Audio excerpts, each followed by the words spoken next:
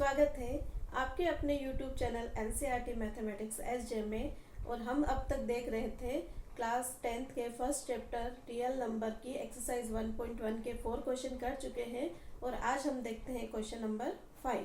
Question number 5 हमें क्या कह रहा है, check whether 6 to power n can end with the digit 0 for any natural number n। सबसे पहले हम देखते हैं n क्या है, नेचुरल नंबर है और नेचुरल नंबर हमें पता है 1 से स्टार्ट होता है और काउंटिंग नंबर आती है। ठीक है, फिर हमें ये कहा गया है कि 6 की पावर n जो है वो करेंगे हम, तो हमारे जो यूनिट डिजिट है यानी जो एंड पॉइंट है, जिसे हमने 6 की पावर n किया तो कोई नंबर आया तो उसका यहाँ पे जो यूनिट डिजिट है, जो 1s प्लेस पे डिजिट है, वो क्या 0 आएगी, ये हमें चेक करना है इस क्वेश्चन में।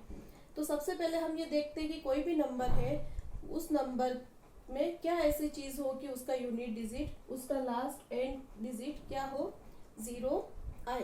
तो कोई भी नंबर है, अगर हम उसका प्राइम फैक्टर बना के देखते हैं तो प्राइम फैक्टर में अगर 2 और 5 आ जाता है, इसका मतलब उस नंबर का जो एंड पॉइंट है, जो एंड डिजिट है, वो क्या होगा, 0। ठीक है, तो अब पहले इसको लिख लेते हैं, हम थ्योरी में लिखना है इसको। If a number have 2 and 5 in prime factor,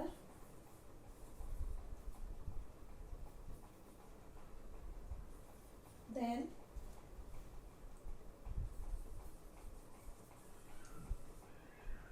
number can end with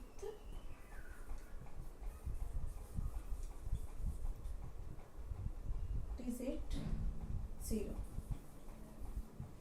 ये हमें समझ में आ गया कि कोई भी नंबर है उसके हम प्राइम फैक्टर बनाते हैं तो प्राइम फैक्टर के अंदर और भी फैक्टर आ सकते हैं, लेकिन 2 और 5 दोनों प्राइम फैक्टर आ जाते हैं तो वो उसका एंड 0 से होगा। तो हम अब 6 के प्राइम फैक्टर बनाते हैं, तो प्राइम फैक्टर हो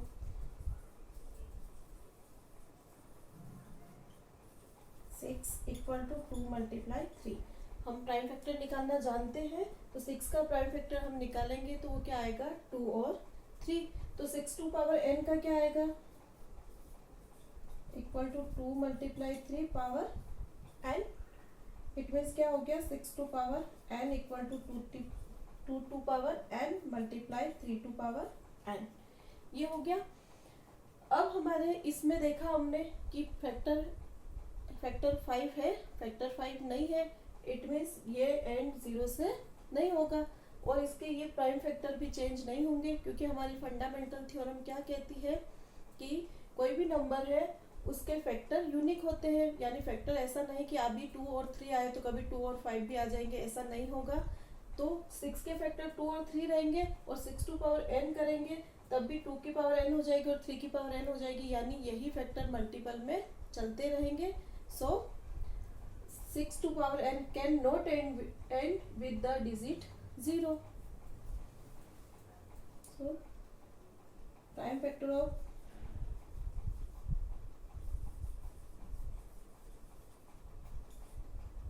not equal to 5 नहीं है,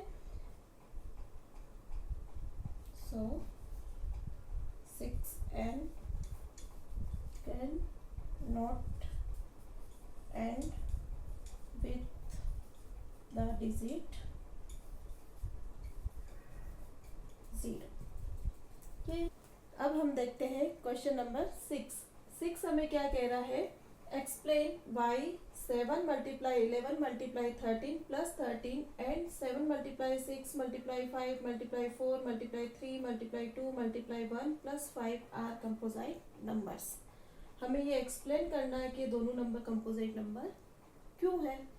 तो हमें पता है, हम पढ़ चुके हैं अब तक कि कंपोजिट नंबर क्या होता है। तो कंपोजिट नंबर वो नंबर होते हैं जिसके हम फैक्टर बनाते हैं तो 1 और खुद जो नंबर है वो उसके अलावा भी उसके और कोई फैक्टर बनते हैं तो वो कंपोजिट नंबर होता है। तो ये नंबर हम लेते हैं, इसको चेक करते हैं, अगर इसको हम सिर्फ ये तीनों मल्टीप्लाई में ही होते हैं तो तो हम ये डायरेक्ट देख लेते हैं कि इसके 3 फैक्टर बन रहे हैं, लेकिन इसमें +13 भी है, तो यानी ये जो नंबर है वो 2 पद में हो गया। इसकी 2 टर्म हो गई, एक टर्म ये और एक टर्म ये। तब हम ऐसे डायरेक्ट नहीं देख सकते कि ये तीनों ही इसके फैक्टर है, तो ये क्या होगा, कंपोजिट नंबर होगा। ऐसा नहीं हो सकता, क्योंकि +13 होने के बाद हो सकता है कि वो प्राइम नंबर आ जाए। इसलिए हम इसको चेक करेंगे, पहले सोल्व करेंगे, फिर इसको चेक करेंगे कि ये कंपोजिट नंबर है या नहीं। तो सोल्व करने पे 7 और 11 को मल्टीप्लाई करने पे कितना आता है, 77। अब 77 को 13 से मल्टीप्लाई करते हैं हम, तो कितना आता है, 13 7 91, और फिर 91 में वापस हम क्या करेंगे, 9 ऐड करेंगे तो कितना आ जाएगा, 100। यानी इन तीनों को मल्टीप्लाई करने पे हमारे पास क्या आ गया, 1001, और उसमें हम +13 करते तो कितना आ जाएगा हमारे पास, 1014। ये हमारे पास नंबर आ गया इन तीनों का मल्टीप्लाई और +13 करने पे। अब हम इसके फैक्टर बनाते हैं, तो फैक्टर 1 और नंबर इटसेल्फ तो है ही है, उसके अलावा और क्या बनेंगे, वो प्राइम फैक्टर में आ जाएंगे।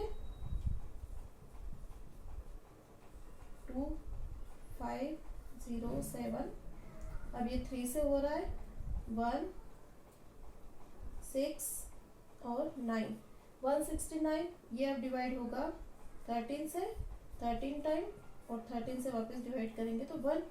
इट मीन्स ये नंबर है, उस नंबर के हम जब फैक्टर बना रहे हैं तो 1 और खुद तो है ये, उसके अलावा ये प्राइम फैक्टर भी बन रहे हैं, और भी फैक्टर भी बनेंगे, जैसे 2 × 3 तो 6 भी बनेंगे, 3 × 13 तो ये 39 भी बनेंगे।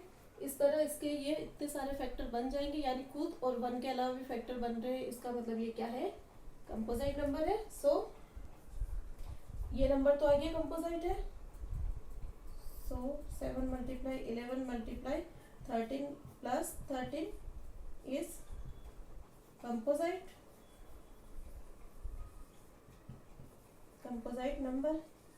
इसी तरह हम अगले वाले नंबर को भी चेक कर लेंगे।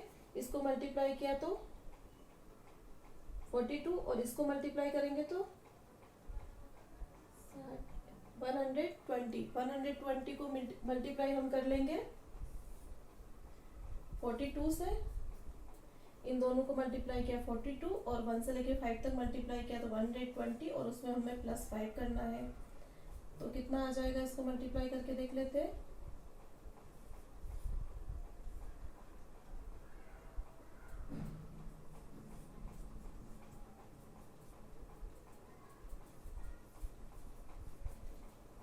5045 आ रहा है हमारे पास, और 5045 को हम क्या करेंगे, फैक्टर बनाएंगे, इसके प्राइम फैक्टर बना देते हैं हम। तो इसमें 5 से डिवाइड होगा 1 time,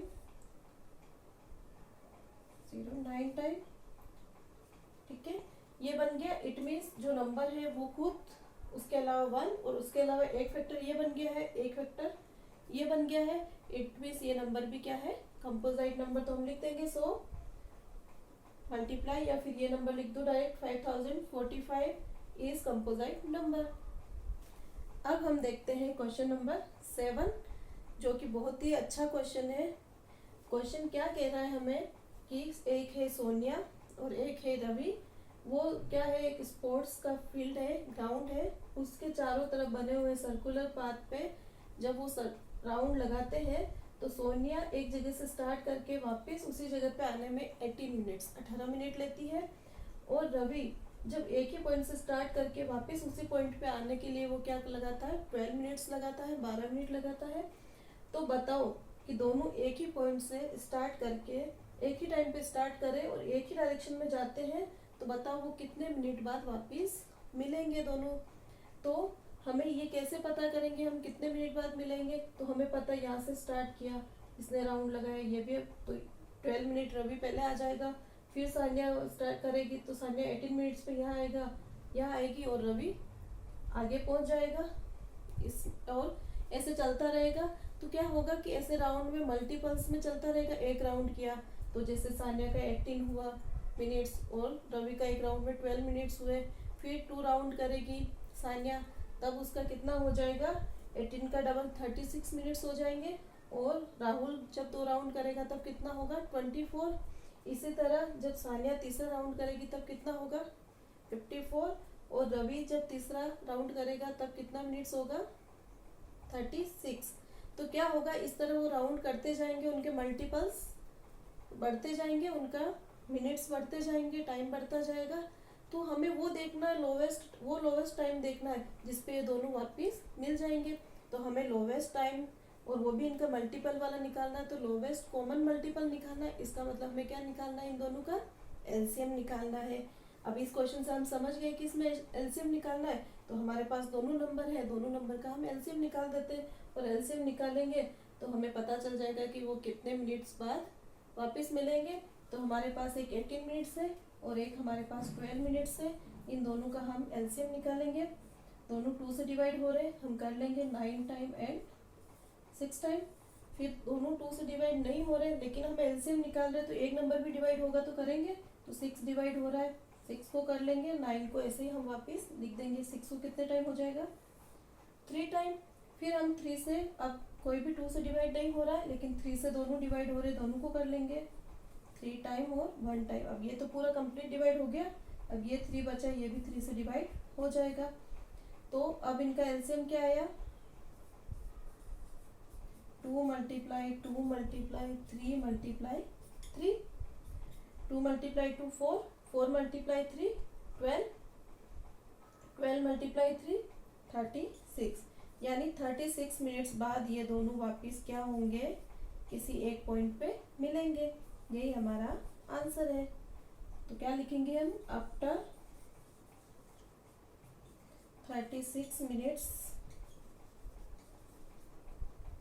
they will be meet again।